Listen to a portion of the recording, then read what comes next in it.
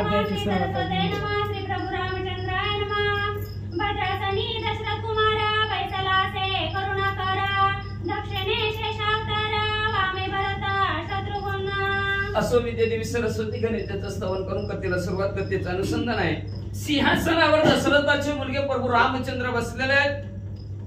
करुणेचा सागर दयेचा सागर असणारे प्रभू रामचंद्र अतिशय शिवून दिसत. दक्षिण बाजूला लक्ष्मण शेषाचा अवतार, राम सीतेचा भरतार. शेषाचा अवतार असणारे लक्ष्मण जे आहेत आणि भरत आणि शत्रुघ्न डाव्या बाजूला दोघंच्या दोघं चौरे ढाळत आहे.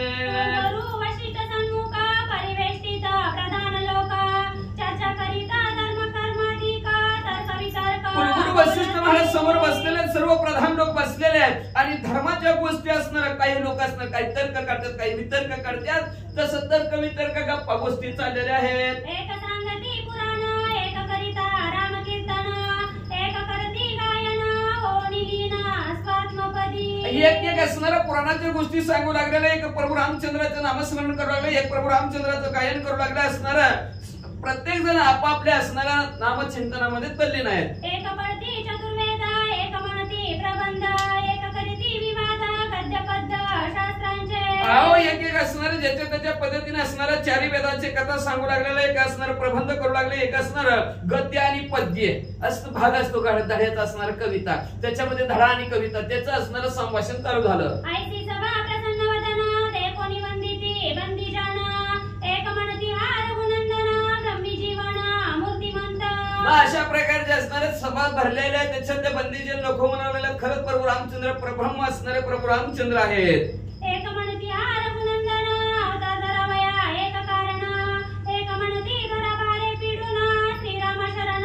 एक म्हणाला प्रभू रामचंद्र अवतार धरायचं कारण काय असणारी पृथ्वी आहे. अधर्माने अनितीने असणारा अशा लोकांच्या वजाने वजन झालं त्या पृथ्वीला आणि ती पृथ्वी म्हणले.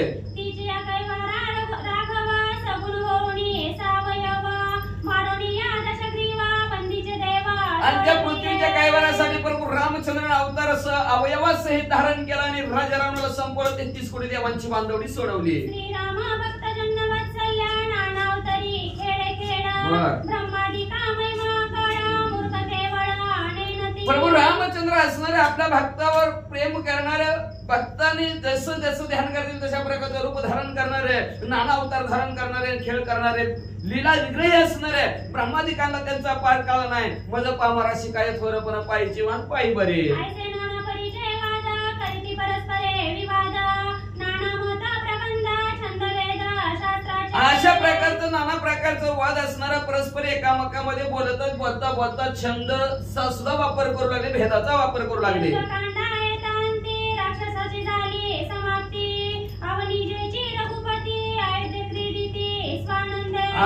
युद्धकांड सांगता झालेला, राक्षसांचा अंत झालेला, अयोध्या नगराच्या ठिकाणी सीता माऊली सहित प्रभू रामचंद्र आपला संसार करत असताना राज्य करिता श्री रामचंद्र कोणा नाही दुःख दारिद्र्य स्वप्नी नाही द्वंद्व बाध सुख स्वानंद. प्रभू रामचंद्र राज्य करत आहेत. कुणाला सुद्धा दुःख नाही, स्वप्नात सुद्धा कुणाला दुःख नव्हतं. एवढं आनंदाने राज्य चाललं.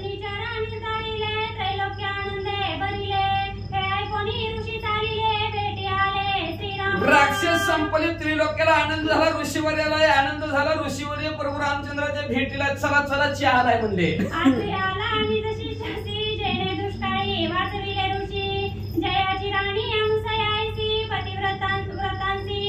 असो म्हणजे असणारी बातमी कळली अत्रि ऋषीला आणि अनुसय मातेला.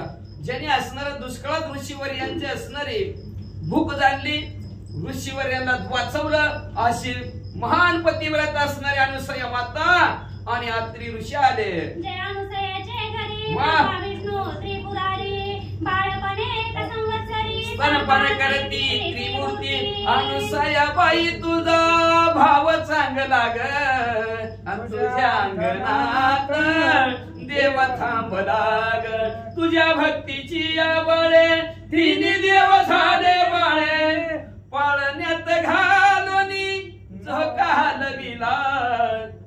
अशा प्रकारचे अनुसया मया आणि त्या अनुसयाच्या घरी ब्रह्म विष्णू महेश तिन्ही देव बाळपण झाले आणि मांडीवर घेऊन स्तनपान केले. वाचा वाचा.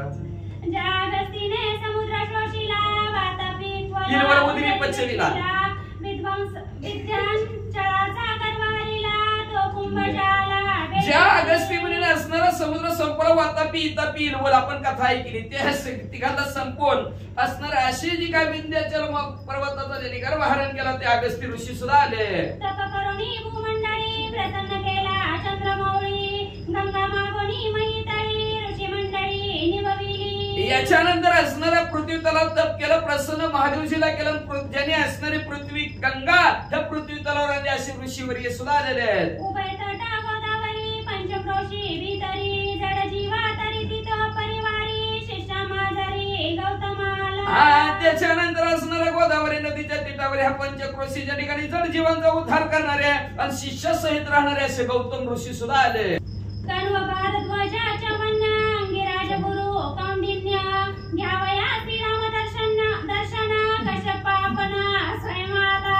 कण्व ऋषी आले भारद्वाज ऋषी आले चव्हाण ऋषी आलेले आहेत अंगारिक आलेले आहेत कौंडन्य आलेले आहेत एवढंच नाही कश्यप ऋषी सुद्धा प्रभू रामचंद्राच्या दर्शनाला आले. ज्याने सृष्टी निर्माण केली ख्याती त्रिभुवनी मिरविली ज्यांची झाली गोत्र बोली ते लाविले. ज्याने असणारी ही सृष्टी निर्माण केली त्रिभुवनात ज्याची कीर्ती पसरली आणि ज्याला ज्याला आपल्या गोत्राचं नाव नाही का माहिती त्यांनी सगळं म्हणायचं कश्यपाचं गोत्र आहे वाचा. दत्तात्रय महर्षी अस्ति जमदग्नी परियसी विश्वामित्र शिष्यासी आणि तापसी पयाले. दत्तात्रय महान ऋषी दत्तात्रय आलेले आहेत जमदग्नी आलेले आहेत विश्वामित्र आपल्या शिष्याबरोबर अनेक तापसी प्रभू रामचंद्राच्या दर्शनाला आले. महाराज उरका गायत्र मंत्र बळे जाणा तुझ्या सृष्टी केली निर्माण ऐसे ऋषी तपोधन दैदिप्यमान. मंत्र बळाच्या द्वारा गायत्री मंत्र बळाच्या जोरावर ज्यांनी असणारी दुसरी सृष्टी निर्माण केली असे विश्वामित्र सुद्धा असणारे प्रभू रामचंद्राच्या दर्शनाला आले म्हणतात. श्रीरामे योनी सामोरा सन्मान केला वा वा वा. अर्घ्यपाद्य षडोपचारा करुणी आकारा भोजन प्रभू रामचंद्र सर्वांचे असणारं स्वागत करण्यासाठी समोर आलेल्या सर्व द्विजवानांचा असणारा सन्मान केला चहा पाणी केलं प्रभू रामचंद्र अर्ध्या पाद्याची षडोपचारे पूजा प्रभू रामचंद्रांनी केली आणि परत आवाज दिला ओय सगळ्यांनी जेवण केल्याशिवाय जाऊ नये. आज नाही का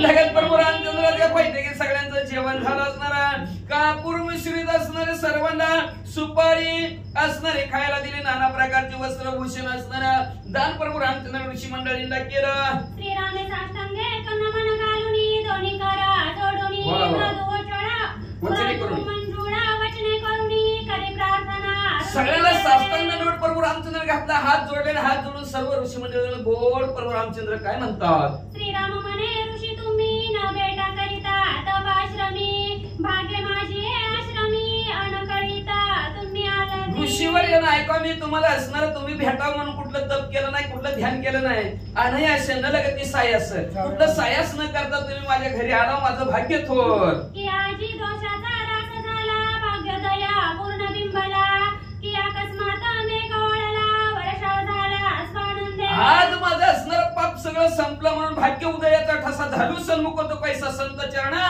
पावलं माझं भाग्याचा उदय झाला नाही असणारे सर्व संत रूपी असणारे ऋषीवर्य आमच्या घराला आले.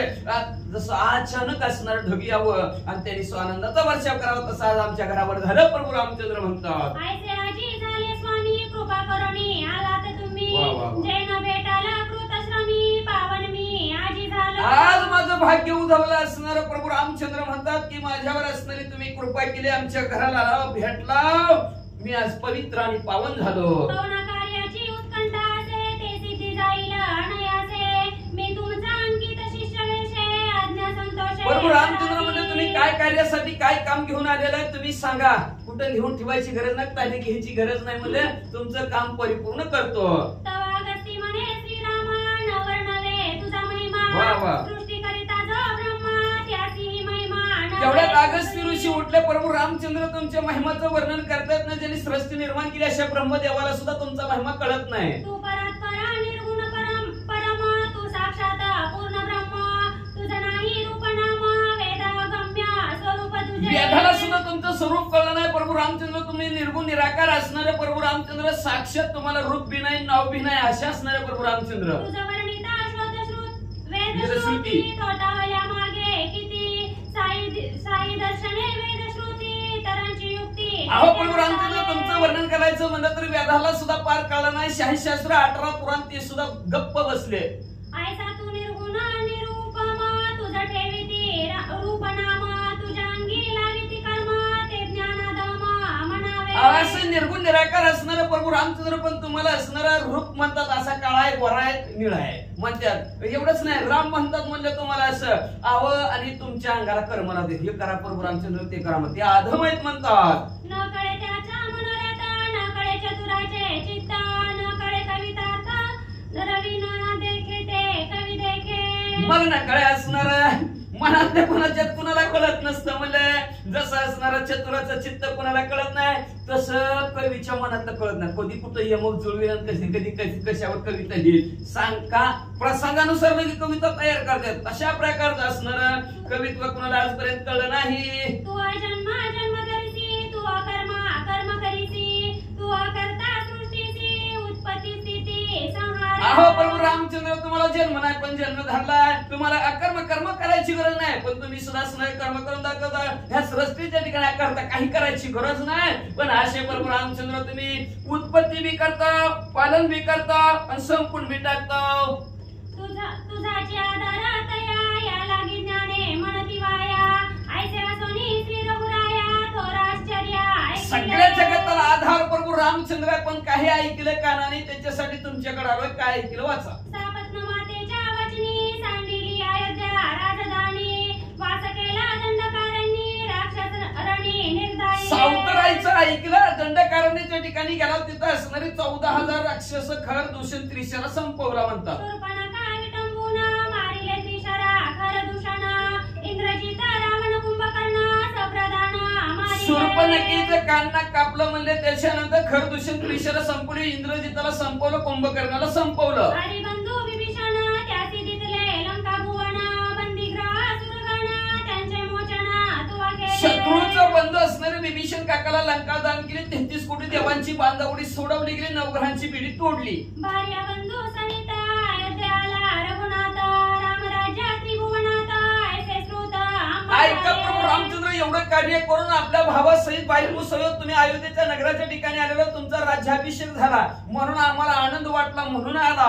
म्हणून घ्यावया तुझी भेटी त्या लोका जगजेटी हेची इच्छा ऋषीचे पोटी श्रीराम दृष्टी पाहावा. म्हणून असणारे आमच्या अंतःकरणाच्या ठिकाणी एकास लागली होती. त्या प्रभू रामचंद्राला डोळे भरून पाहावं, त्यांची भेट घ्यावी म्हणून सर्व ऋषी मंडळी प्रभू रामचंद्र तुमच्या भेटीला आला. अपूर्व एका रघुनाथा लक्ष्मणे वदिला इंद्रजिता हे आश्चर्य वाटे चित्ता या समजता ऋषी. पण अपूर्व एक वाटतं व प्रभू रामचंद्र लक्ष्मी म्हणजे नसणारे इंद्रजिताला संपवलं. हे आश्चर्य वाटलं. का वाचतंय जावाई सासऱ्याची भांडणं वाचा. राम म्हणे अगस्ती मुनी रावण कुंभकर्ण दोन्ही म्या मारिले समरणांगणी धूम्रपाणी प्रहास्तादी. प्रभू रामचंद्र म्हणजे राजा रावणाला मी संपवलं, कुंभकर्णाला संपवलं, प्रहस्त प्रधानाला संपवलं, अनेक प्रधान संपवले.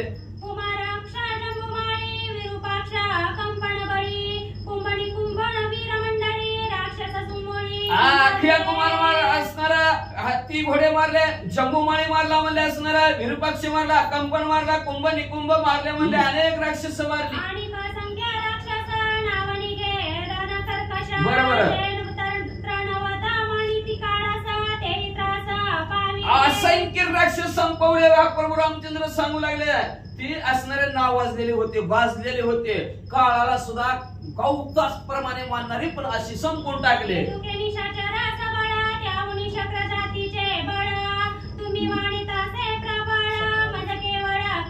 इतके असणारे राक्षस तुम्ही संपून टाकले. असणाऱ्या काळात सुद्धा किंमत करत नव्हती. असे नावाजलेले असणारे 33 कोटी देवांचा राजा इंद्रदेव त्याच्या सारखं बळ असणारे सुद्धा संपवले.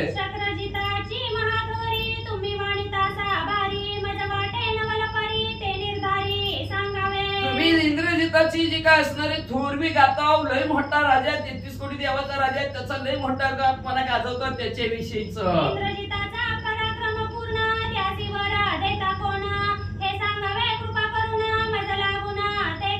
मग म्हणले ते इंद्रजिताची बी लई थोरी सांगता म्हणले ते का तर ते शत्रू होता ना इंद्राचा त्याने कळायला बांधून आणलं होतं. मग त्याची लई थोरवी सगळीकडे चालली म्हणले. मग त्याला वरदान देणारा कोण होता, त्याला आशीर्वाद कोणी दिला होता की ते 33 कोटी देवाच्या राजाला सुद्धा झिरझिर केलं, कुणाच्या ताकदीवर केलं सांगा.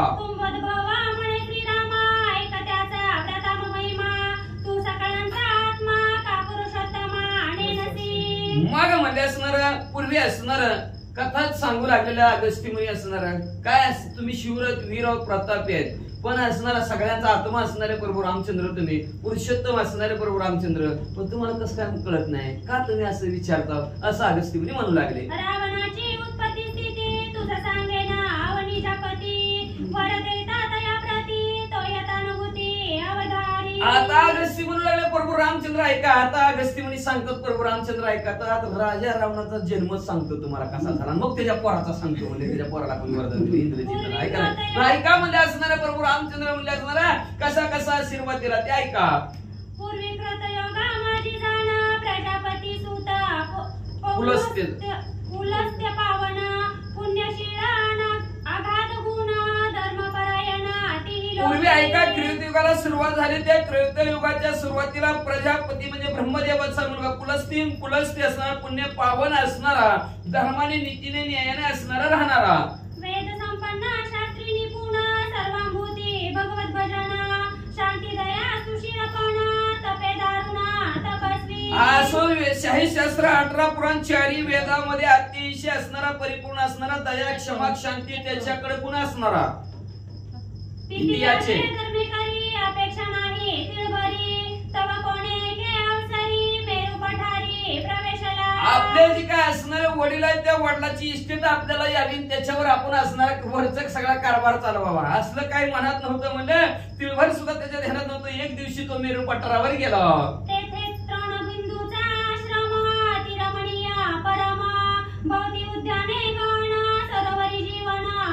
तिथं जे तृणबिंदू नावचं असणारं मनाला रमून टाकणार असं ठिकाण होतं. त्या ठिकाणाच्या सरोवराच्या जवळ असणारा हा पौलस्त्य ऋषी गेले. नाना जातीचे वृक्ष सफळ नाना पुष्पी सुवासित बहुवळ मधुर शब्दे हंस कोकिळा रुंजी अली कुळ करिताती. हा नाना प्रकारचे असणारे पशु पक्षी झाड सर्वचे सर्व असणारे त्या सरोवराच्या बाजूला होतं. पंचम गायन असणारे कोकिळ तिथं करत होती.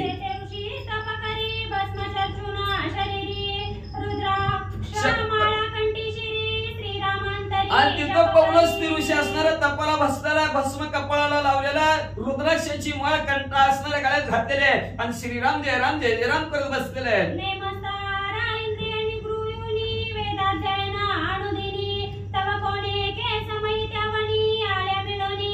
आहार नियमस्त आहे म्हणून युक्त आहार विहार बर का. आहार युक्त विहार पाहिजे बर का, नंतर कच्चून जेवण आला की डुकले हल्ले आज. म्हणून असणारा नियमस्त असणारा आहार का तर ती इंद्रिय निग्रह राहतात, नंतर नाही खाऊन आलं तरी तिकडे लक्ष जाते. म्हणून युक्त आहार विहार असावा. म्हणून युक्त असणारं जेवण घ्यायचं. वेदाध्ययन रोजचे रोज चालू होतं. म्हणजे त्यावेळेस एक अनेक राजकन्या त्या सरोवराच्या जवळ आल्या.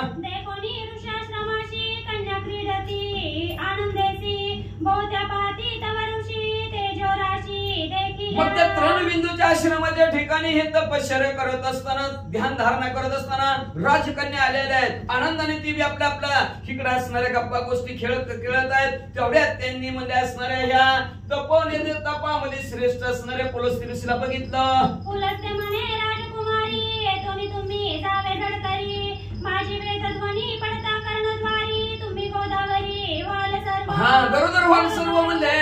असो म्हणजे असणारा त्या पौलस्त्य ऋषी जवळ असणाऱ्या त्या स्त्रिया येऊ लागलेल्या आहेत. त्या असणाऱ्या राजकन्यांना पौलस्त्य ऋषीने सांगितलं मी वेदाच्या रुची पडत आहे आणि ते वेदाच्या रुची जर तुमच्या कानावर पडल्या तर तुम्ही सर्व गरोदर राहाल. म्हणून माझ्या असणारा जी काय बोलतोय ते ऐकू नका, जावाला.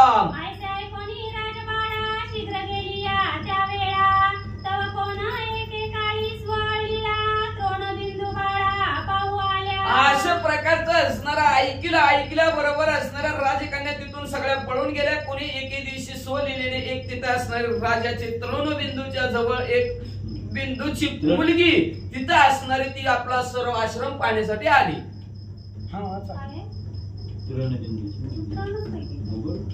तुम्हाला नाही हो त्यांना सांगा सखिया न दिसती नयनी ऋषीची वेदध्वनी पडली कानी तेने झाली श्वेतवर्णी व पूत तक्षणी. आणि आपल्या सख्याच्या आश्रमाच्या ठिकाणी दिसल्या नाही तिला फिरायला लागली, शोध घेत होती आज कसं काय आले नाही ते म्हणून.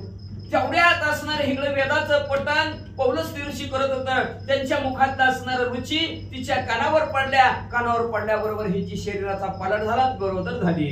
उदरी गर्भा संभागाला तियेसी मग आली जनक भुवनासी तृणबिंदू म्हणे कुमारीसी शुभ्रता व पुसी काळी. उदर असणार उदराच्या ठिकाणी गर्भ राहिलेला आहे असं कर्णबिंदूला कळलं गेलं. कळल्याबरोबर म्हणजे आज आपल्या असणाऱ्या स्त्रीत असं आपली जी काय मुलगी आहे त्या मुलीत आज बदल कसं काय झाला.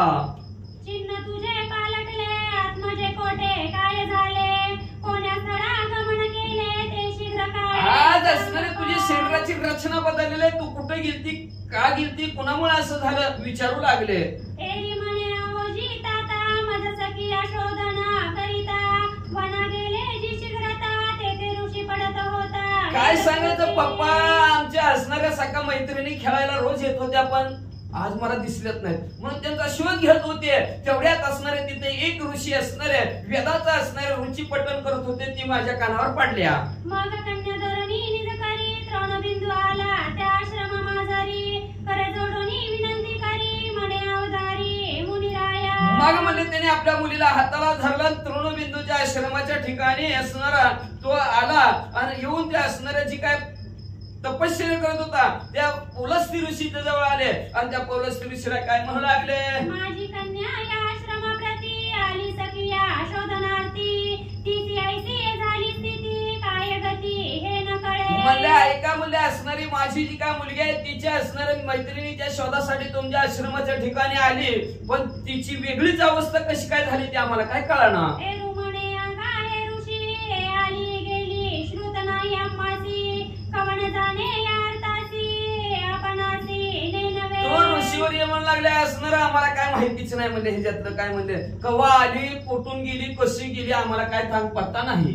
मग तो ऋषी विचारी ज्ञानी म्हणे पूर्वी शाप बदला होता मुनी कन्या मात्र माझ्या वेदध्वनी ते गुरुविनी होईल. गर्भिणी गुरुविनी बरोबर आहे की गर्भिणी स्त्रीला गुरुविन म्हणते. गुरुविनी होईल. मग असणाऱ्या त्या ऋषीनं मला अंतर्यामी दृष्टीने बघितलं गेलं. म्हणले ह्या असणाऱ्या पूर्वीची असणाऱ्या ह्या शाप दिलेला म्हणजे असणाऱ्या ह्या वनाला म्हणजे असणार आश्रमाच्या ठिकाणी की ज्या स्त्री कन्या आल्या आणि त्यांच्या जर असणाऱ्या कानावर वेदाचं जर ऋषा पडल्या तर ते असणारे गर्भवती होतील. विचारी चित्ती हे अर्पावी ऋषी प्रती ऐसी विचारुनी युक्ती ऋषी प्रती. मग आता त्रिणमधूनला संकट पडलं असणारे आता गर्भ आपली असणारी गरोदर मुलगी कुणाला द्यायची. मग म्हणजे ह्या ऋषीनं वेद बोलल्यात ह्याच्याच असणाऱ्या मुखात आले तर ह्याच्यामुळेच आमची स्त्री मुलगी गर्भवती झाली म्हणून असणाऱ्या पौलस्त्य ऋषीच्या जवळ कर्णबिंदू आले. आवजी पुलस्ती महामुनी विनंती करतो सलगी करोनी हे कन्या अंगीकारावी सेवे लागोनी दास्यानुदिनी करी. पौलस्त्य ऋषीच्या जवळ गेले. महान मुनिवरी असणारे तुम्हाला एक विनंती करतोय ही जी काय असणारी माझी कन्या तुम्हाला अर्पण करावी असं मला वाटतं. तुमचं दास्यत्व करेल तुमची सेवा करेल. पुलस्तीच म्हणा. पुलस्ती म्हणे ऋषीवर्या माता कसा कोण कार्या काय सेवा चरवया इसी कायसा देतो. पुलस्त्य ऋषी म्हणू लागले असणारे ऋषीवर्या आम्ही तापसी सारखं तप करणारे म्हणजे आणि आमची काय सेवा करणार म्हणजे असणारी ही स्त्री म्हणजे आणि आम्हाला काय प्राप्त हिच्याकडून म्हणजे कशाला असल्या भानगडीत राहू दे तुमची तुम्हाला. तृणबिंदू म्हणे अकल्पित आले त्याची अंगीकारी ती साधू भले कल्पिले सहसन फळे इथे भाव बळे अंगीकारी जे. तृणबिंदू म्हणू लागले अकल्पित असलं तरी तुम्ही त्याचा अंगीकार करतात तर का देह कष्टविती बरोबर संतांची विभूती.